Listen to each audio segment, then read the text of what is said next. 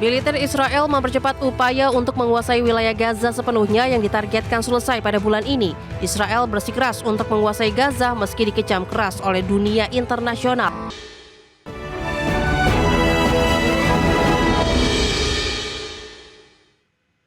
Masih bersama kami di Prime Market Highlights, pemirsa, kita ke informasi mancanegara. Militer Israel menargetkan mampu menguasai wilayah Gaza sepenuhnya pada akhir bulan ini. Untuk mewujudkan target tersebut, Israel mulai memobilisasi puluhan ribu tentara cadangan. Militer Israel mempercepat upaya untuk menguasai wilayah Gaza sepenuhnya yang ditargetkan selesai pada bulan ini. Israel bersikeras untuk menguasai Gaza meski dikecam keras oleh dunia internasional. Sebagai percepatan langkah aneksasi Gaza, Israel mulai memobilisasi puluhan ribu tentara cadangan dan berencana mengusir 1 juta warga Gaza. Langkah ini diambil meskipun peringatan keras datang dari pucuk pimpinan militer Israel sendiri, sementara serangan udara dan artileri terus menewaskan warga sipil di seluruh wilayah Gaza. Menurut pejabat Israel yang meminta anonimitas karena membahas strategi militer, serangan besar-besaran sudah dilakukan di pinggiran Gaza, tetapi mereka akan menyerbu pusat kota pada pertengahan September ini. Pemerintahan Perdana Menteri Benjamin Netanyahu mengatakan serangan harus terus dilancarkan hingga kelompok Hamas kehilangan semua kekuasaan dan senjata yang dimiliki. Netanyahu mengatakan semua yang berawal dari Gaza juga harus berakhir di Gaza. Berbagai sumber, IDX Channel. Kecelakaan tragis terjadi di Portugal yang melibatkan kereta gantung di kawasan wisata populer di ibu kota Lisbon. Akibat peristiwa tersebut, sedikitnya 15 orang tewas dan 18 lainnya luka-luka. Wali kota Lisbon, Carlos Moedas, menyebut peristiwa ini sebagai tragedi yang belum pernah dialami sebelumnya.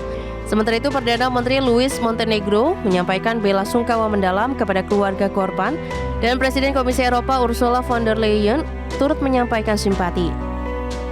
Jaksa di Lisbon menyatakan telah membuka penyelidikan untuk mengetahui penyebab kecelakaan.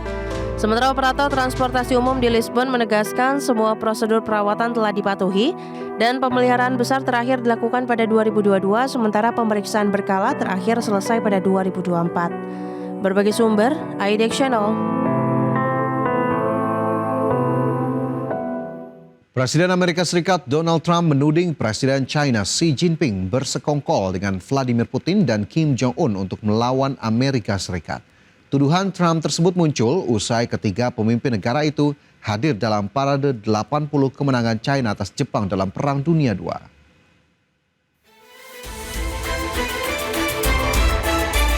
Presiden Amerika Serikat Donald Trump menuding Presiden China Xi Jinping bersama Presiden Rusia Vladimir Putin dan pemimpin Korea Utara Kim Jong-un sedang bersekongkol melawan Amerika Serikat saat menghadiri parade militer akbar di Beijing pada Rabu kemarin.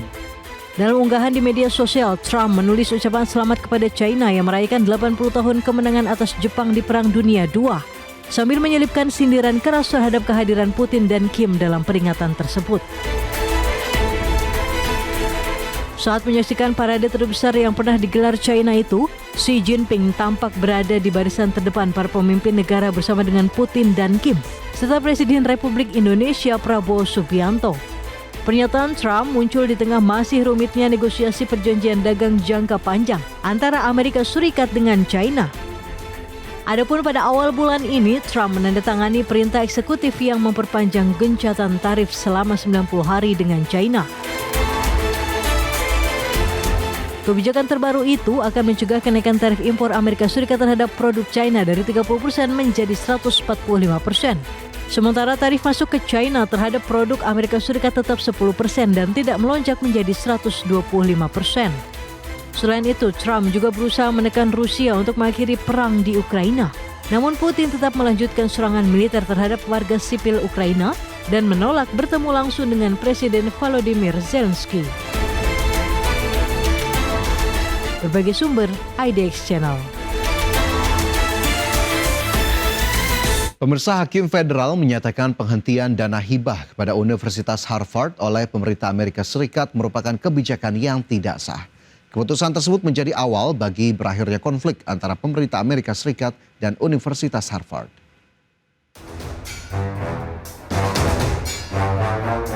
Seorang hakim federal memutuskan bahwa kebijakan penghentian dana hibah senilai sekitar 2,2 miliar dolar Amerika kepada Universitas Harvard oleh pemerintah Presiden Amerika Serikat Donald Trump sebagai kebijakan yang tidak sah.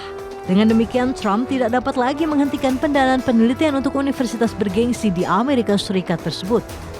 Keputusan Hakim Distrik Alison Burroughs di Boston tersebut menandai kemenangan secara hukum bagi Universitas Harvard dalam upayanya mencapai kesepakatan untuk dapat mengakhiri konflik antara Gedung Putih dengan universitas tertua dan terkaya di Amerika Serikat ini. Sebelumnya, pemerintahan Trump mengambil tindakan terhadap Harvard terkait dengan gerakan protes pro-Palestina yang mengguncang kampus dan universitas-universitas lain. Setelah serangan Hamas terhadap Israel pada 7 Oktober 2023 dan genosida di Gaza.